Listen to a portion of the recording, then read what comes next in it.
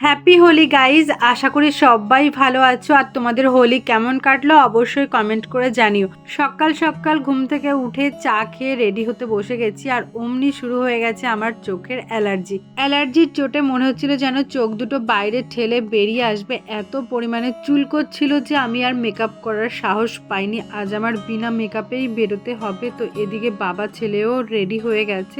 এই হলো আমাদের তিনজনের ফাইনাল লুক, পুরো হলুদে হলুদ আর কি। আর এখন আমরা বেরিয়ে পড়েছি আমার ছেলের স্কুলের বসন্ত উৎসবের জন্য। এসেই দেখি এখানে ওনারা পজিশনে বেরিয়ে গেছে। সব স্টুডেন্টরা আছে, অভিভাবকরা আছে, শিক্ষক শিক্ষিকারা আছে। ইচ্ছাকৃতভাবে আমরা একটু লেট করে এসেছি যাতে আমাদের ঘুরতে না হয়, কারণ আমার ছেলে প্রচণ্ড বায়না করে আর সুস্থ থাকে না। ওকে নিয়ে এভাবে আমি হাঁটতে পারতাম না, পাহারা দিতেও পারতাম না, তাই আর কি আমরা লেট করে এসেছি। এতটা পরিমাণে দুরন্ত যে কি বলবো, এই আছে তো এই নেই। আমার কথা আর কি বা বলবো, কোথাও যদি কোনো প্রোগ্রাম থাকে আমার একটা না একটা অসুবিধা হবেই। আজ যেমন চোখ নিয়ে পড়েছি জ্বালাই। আমার মনে হয় ভগবানও চান না আমি একটু এনজয় করি। ঠাকুর, এরকম অন্যায় অবিচার তুমি আমার সাথে করো না।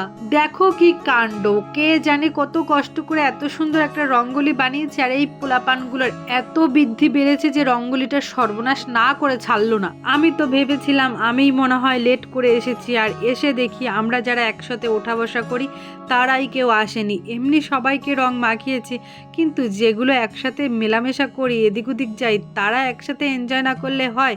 শেষে ওদের অপেক্ষা করতে করতে এই তারা এসেছে, আর এখন এই যে সবাইকে রং মাখিয়েছি। আরও অনেকে এখনও আসতে বাকি আছে, তাদেরকেও রং মাখাবো। আর এদিকে আমার হাজব্যান্ডকেও একটু রাঙিয়ে দিলাম। আমার হোলি খেলা তো আরও 5 দিন আগে শুরু হয়ে গেছে, কারণ বাড়িতে বসে আমি আর আমার বর হোলির শ্যুটগুলো যে করেছি তোমরা অবশ্যই দেখেছো, নিশ্চয়ই কমেন্ট করে জানিও। এদিকে দেখো আমার ছেলে তার 3 বন্ধুকে নিয়ে হাজির হয়েছে, আর একজন এখনো আসতে বাকি। মোটে সুস্থ থাকে না, অনেক কষ্টে দাঁড় করিয়ে একটু ছবি তুলেছি ওদের আমি। এদিকে স্কুলে অনুষ্ঠান শুরু হয়ে গেছে। তো দেখো গার্জিয়ানের মেলা বসেছে, যে যেমন পেরেছে সুন্দর করে সেজে গুজে এসেছে, শুধু আমি ছাড়া। ঘুমিয়ে ঘুমিয়ে সারা রাত ধরে ভেবেছি সকাল হলেই সুন্দর করে সেজে গুজে আমি একেবারে ছেলের স্কুলে হাজির হব। একটুও সাজতেই পারলাম না, সবাই ভাবছে মনে হয় আমি একটা গাইয়া ভূত, সাজতে জানি না। চলো অনেক তো করলাম বক বক, এবার স্টুডেন্টদের পারফরমেন্স দেখি।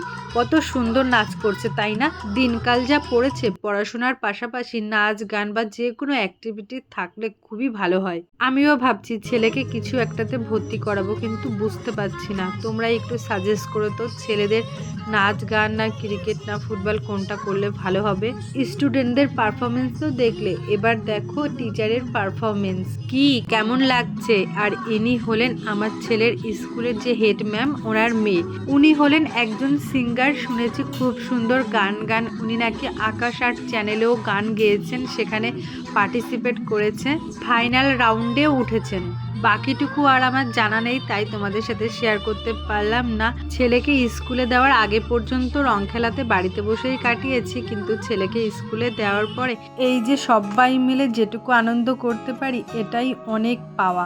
শরীরটা যেহেতু ভালো না, আবার আরও একটা জায়গা যাওয়ার প্ল্যান আছে, তো সেই কারণে ছেলের যে টিফিন সেটা নিয়ে আমরা বেরিয়ে পড়লাম সবাইকে টাটা বাই বাই করে বাড়ির উদ্দেশ্যে। আমরা যখন প্রোগ্রাম দেখছিলাম তখন নাকি আমার হাজব্যান্ডকে কে পিছন দিক থেকে রং লাগিয়েছে, আমার হাজব্যান্ড টের পায়নি, তো সেই কারণে আমার হাজব্যান্ড খুবই রাগ হয়েছে। আর এই যে চলে এসেছি বাড়িতে, এই দেখো টিফিন, ফ্রাইড রাইস আর হচ্ছে আলুর দম। এখন খাওয়ার পালা, দেখা হবে নেক্সট ভিডিওতে। তোমরা ভালো থাকবে, সুস্থ থাকবে, টাটা।